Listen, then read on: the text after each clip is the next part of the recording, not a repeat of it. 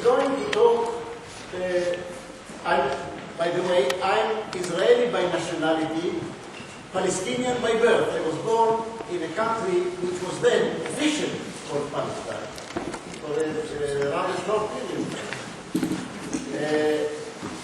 I was born during that short period. I'm countryman.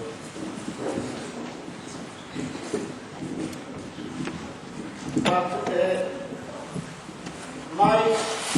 my perspective will not be, certainly not that of an Israeli Zionist or an Israeli nationalist of any kind, nor, however, also that of Palestinian nationalism. I would like to speak from an internationalist perspective, specifically socialist, which has been elaborated for the last 40 years by socialists of both nationalities, Palestinian Arab and the so-called Israeli Jews, whom I prefer to call Hebrews, because they are characterized by their language of everyday discourse, Hebrew. A new nation, both of them actually new nations that were paradoxically created through and by and as a reaction to Zionist colonization.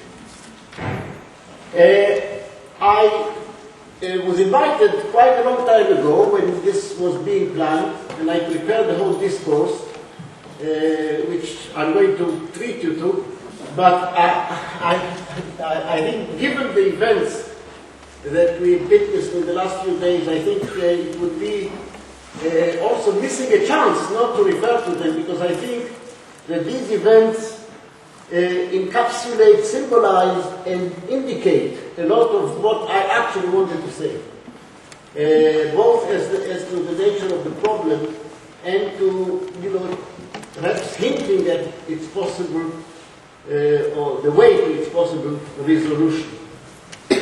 So first of all, we have the Gaza siege or prison. But who is the prisoner? Prisoner are the Palestinians of Gaza. But who are the prison guards? Who is the besieger? Well, you would say Israel. But it's not just Israel. It's not that Israel is excused, as Rab actually mentioned, and tolerated by the so-called world community. It's actually worse than that. They actually are part of the boycott. They are part of the besiegers.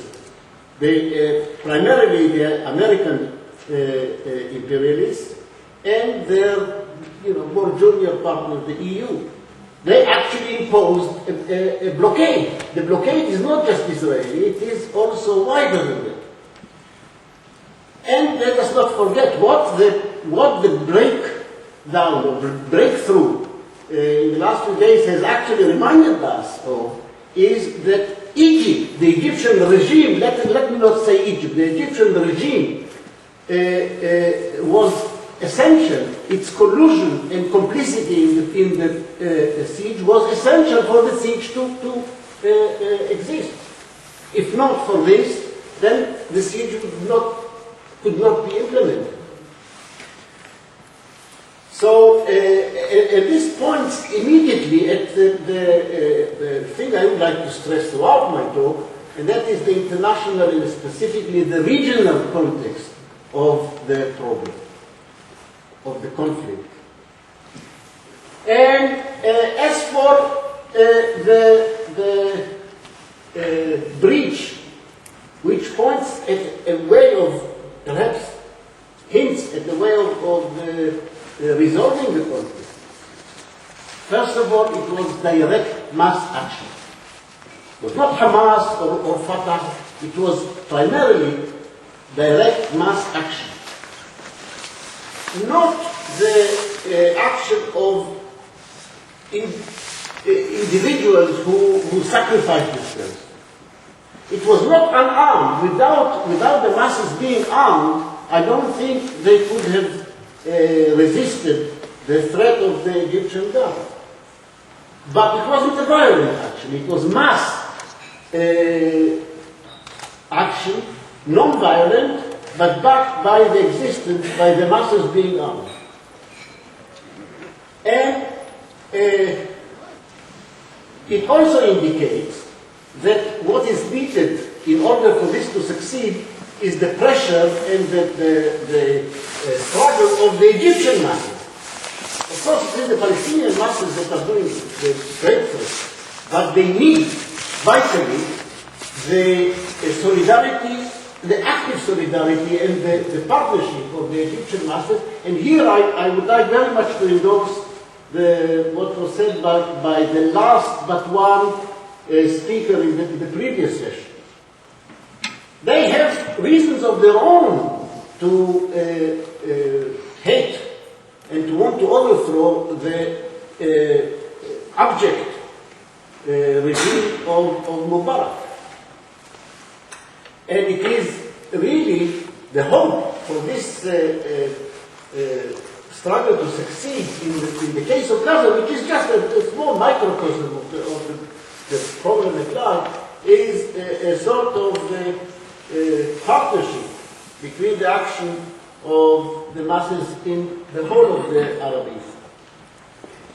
So now I want to revert to what I prepared for some time to say, and to start reminding people of, even if you knew the history, it tends to be forgotten. I find, regrettably, that even things that have been known tend to be forgotten. History has to be sort of rehashed, as it were, from time to time, because things get lost and get forgotten, get also overlaid by various ideological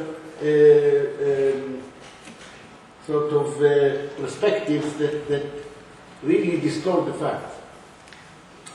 We are talking about a region, and I think the problem cannot be understood except for the regional context, outside the regional context, and I think also it cannot be resolved in isolation from the regional context.